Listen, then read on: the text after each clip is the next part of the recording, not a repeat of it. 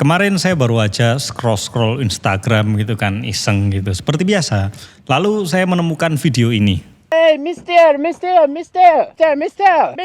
Hello, sir. You have to pay entrance fee, 10,000. What do you mean? Why? It's a public beach. Ah, yes, mister. This one. Terima kasih. Have a good day, yeah? Where's my ticket? Oh, no need for ticket. It's okay. Hey boss, here, parking, 10,000. I just paid the other guy. Don't know that guy, 10,000. Silly bule. Oke, jujur kalau dilihat sekilas, video ini tuh simple ya, video komedi, video lucu. Tapi saya menemukan ada arti yang lebih dalam dari video ini.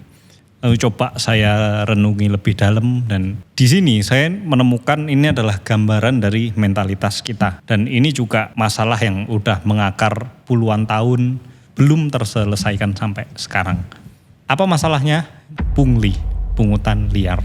Halo netizen Indonesia, apa kabar kalian semua? Semoga luar biasa. Bali ini surga wisata dunia ya. Bahkan banyak wisatawan dari berbagai belahan dunia meluangkan waktu, uang, dan tenaganya untuk bisa merasakan experience salah satu pulau eksotis di dunia yang ada di Indonesia. Tapi di balik indahnya Bali, ada fenomena gelap yang mengusik pengalaman wisatawan mancanegara, yaitu pungutan liar atau yang sering disebut sebagai pungli.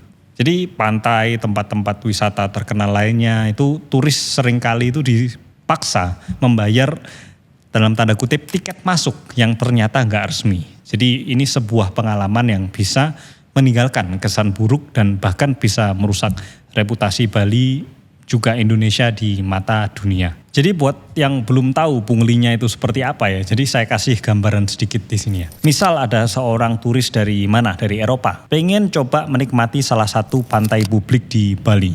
Tapi ketika mau masuk area pantai, langkahnya itu dihentikan sama beberapa warga lokal. Mereka ini meminta uang masuk ya mungkin biasanya sebesar 50 ribuan atau berapa, saya kurang tahu tepatnya. Dengan alasan ini adalah tiket masuk. Dan ternyata setelah masuk itu nggak ada tiket atau tanda resmi yang menunjukkan pantai tersebut adalah lokasi berbayar. Di mana ini adalah public beach atau pantai publik. Jadi nggak berhenti di situ, turis ini juga biasanya dimintai uang parkir liar.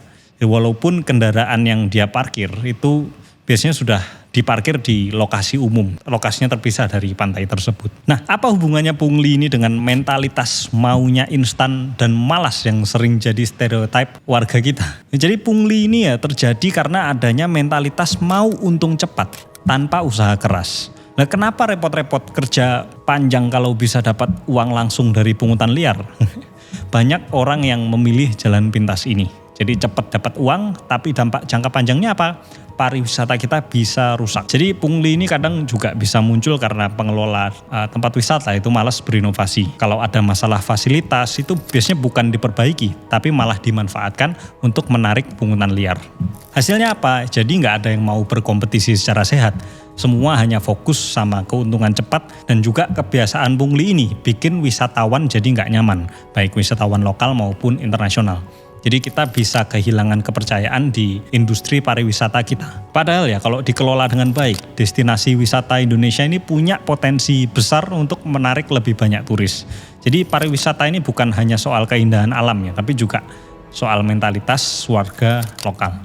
Nggak hanya pungli, ada kasus lain yang menjadi sorotan, itu adalah pelarangan taksi online di beberapa kawasan wisata. Alasannya apa? Ya supaya menggunakan taksi dari warga lokal. Alasan mereka untuk mensejahterakan warga. Saya pribadi beberapa bulan lalu baru aja mengalami hal ini. Saya keluar dari salah satu beach club ternama di Bali.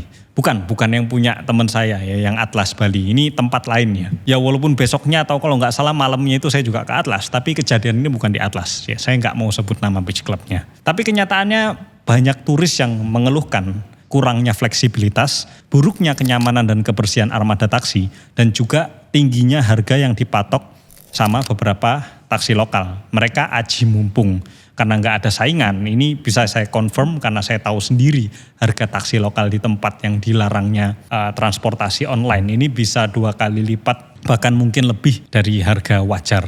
Jadi ini adalah bentuk monopoli yang sering memanfaatkan regulasi yang longgar atau bahkan mungkin nggak ada regulasinya. Tapi masalah ini sebenarnya bukan cuma masalah regulasi ya, tapi mentalitas. Jadi mereka ini nggak mau saingan gitu, karena mereka nggak mau menerima perubahan zaman. Jadi bukannya mereka mau bersaing secara sehat sama taksi-taksi online, mereka malah melarang taksi online.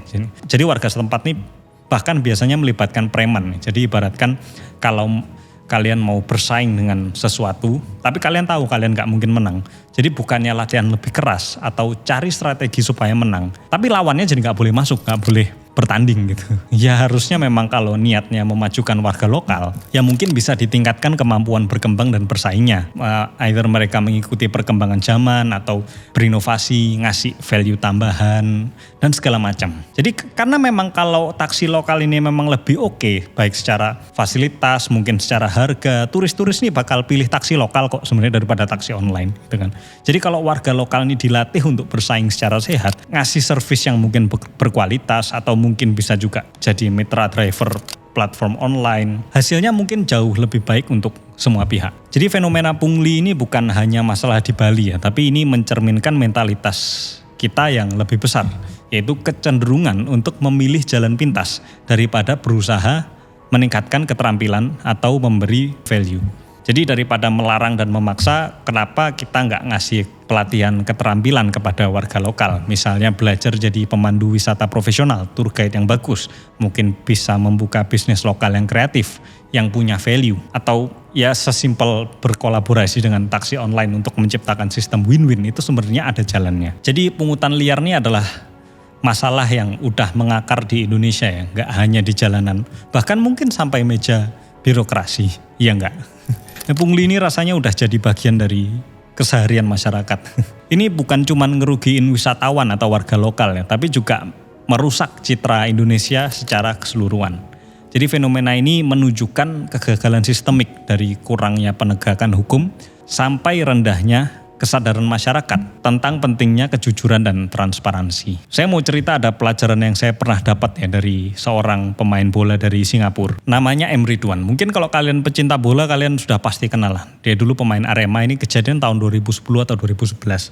Jadi saya lagi di mobil di Kota Malang sama M. Ridwan ini. Terus kita berhenti di sebuah perempatan dan ada orang yang meminta-minta atau pengemis ya, itu saya mau kasih sebenarnya, ada kebetulan ada uang kecil di mobil, lalu M. Ridwan bilang jangan kasih, itu nggak mendidik gitu. Jadi menurut pandangan dari M. Ridwan itu kalau kita ngasih ke pengemis itu malah kita nggak mendidik mereka, ini malah kita merusak mental mereka gitu. Karena mereka kalau dapat banyak dari mengemis ya mereka akan mengemis selamanya gitu ya. Jadi kalau kita kasihan sama mereka malah nggak usah dikasih supaya mereka merasa kalau aku mengemis di sini aku nggak akan dapat. Akhirnya mereka mau belajar skill tertentu atau mereka mau bekerja. Jadi mereka bisa dapat uang dengan cara yang benar. Dan ini salah satu perspektif yang saya nggak kepikiran sebelumnya. Sore itu di dalam mobil bersama M. Ridwan memberi saya perspektif baru kalau kita kasihan sama pengemis bukan malah ngasih uang tapi jangan dikasih supaya dia mau bekerja. Kembali ke pungli. Ya, jadi solusinya itu mungkin bukan sekedar larangan atau denda, tapi kita perlu solusi yang lebih jangka panjang ya, seperti edukasi dan juga pemberdayaan masyarakat. Jadi warga lokal ini perlu didorong untuk bersaing dengan cara yang sehat. Kenapa diedukasi? Jadi mereka ini diharapkan bisa beradaptasi dengan zaman dan menciptakan nilai tambah yang lebih bermanfaat. Kalau pungli ini bisa dihapuskan dan mentalitas jalan pintas ini bisa diganti dengan semangat inovasi, Bali atau bahkan mungkin Indonesia secara keseluruhan ini bisa mungkin benar-benar menjadi surga dunia. Nggak hanya di mata wisatawan tapi juga bagi warganya sendiri atau mungkin di mata investor yang ingin berinvestasi di Indonesia. Apa pendapat kalian tentang fenomena ini? Diskusi yang sehat di kolom komentar. Terima kasih telah menonton video ini.